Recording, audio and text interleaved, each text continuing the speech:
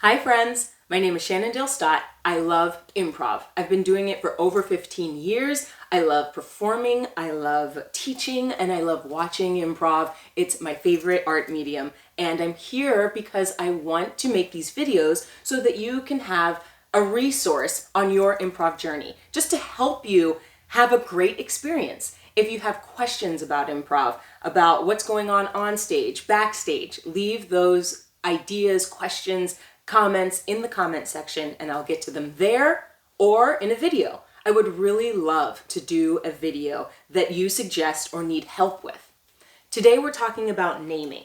I did another video and you can go back and look for it, but the spoiler of that video is that naming things are important. They're important because they cause us to have relationships on stage. It's why we name, and in life, but it is why we name our plants, it's why we name our cars, our homes, our pets. Once you name something, you have an emotional connection to it. And having an emotional connection to something gives you a relationship. My point is, you should be using the names that are in your life. Now, I'm going to say that again. You should be using on stage the names that show up in your life. Now, why? When you use names that show up in your life, you create a relationship to that person on stage and you immediately form a bond that deepens your scene. Now, here are some names that show up regularly in my life.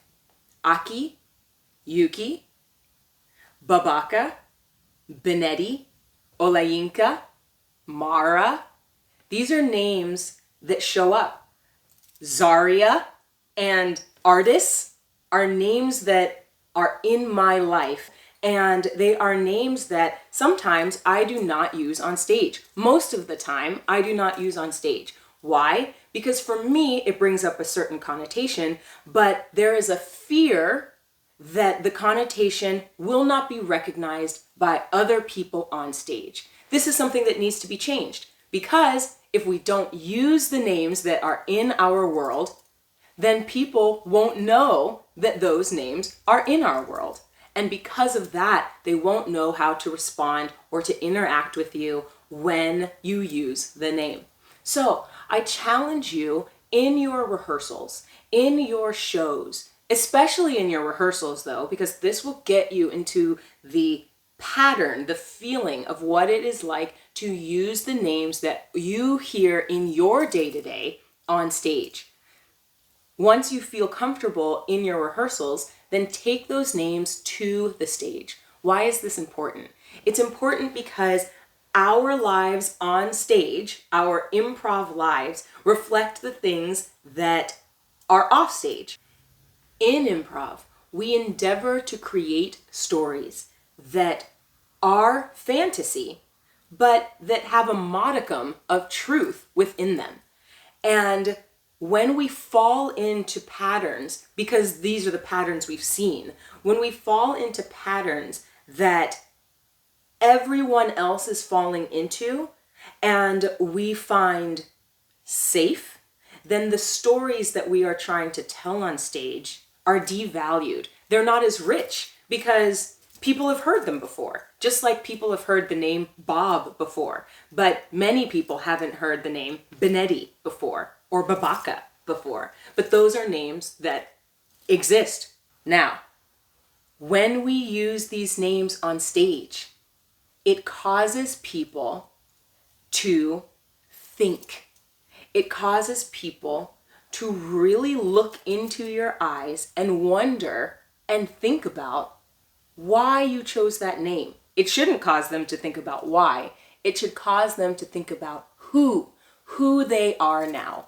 When I name someone Artis happens to be my mother's name, that name has some connotation. Now, I'm not going to name someone Artis and assume that they're going to know that they are my mother, but I am going to name them that name for me so that they understand that I've chosen a name so that we can have an actual connection.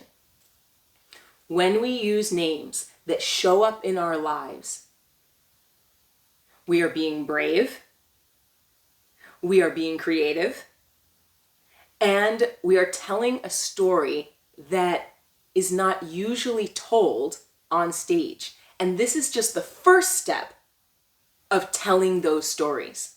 And if we can make the first step of telling these stories that aren't regularly told on stage, then we can make numerous steps after that.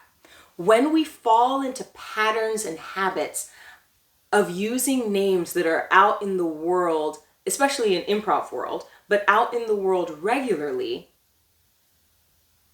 we fall into habits and patterns of using scenes that are also out in the world regularly. We don't create space for ourselves to grow in a manner that also helps our players to grow with us. But what I'd like you to take away from this particular video is to be brave, to name people on stage in your scenes that show up in your life. I want you to feel empowered to reach into your reality and bring that reality onto stage. When you do that, you create conversation on stage and in your troops that help you to feel comfortable on stage when you are performing.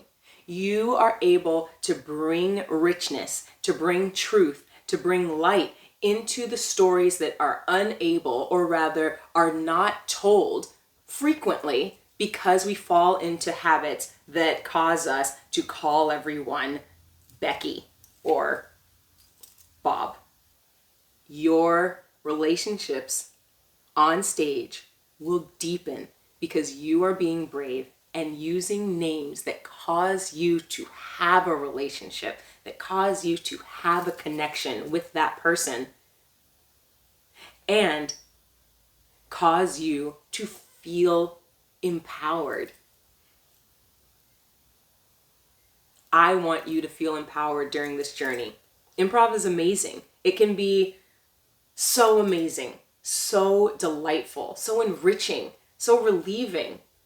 But we do need to take these steps, tiny little steps, in order to make it fun, engaging, delightful, enchanting, and have a connection for us. Okay, if you liked this video, if it helped you in any way, give it a like, subscribe to the channel, and join me on Patreon. Patreon helps me to create these videos for you. I love to do this, and becoming a member on Patreon helps me to keep on doing it so that you can have an amazing improv journey. All right, I hope to see you on stage and off.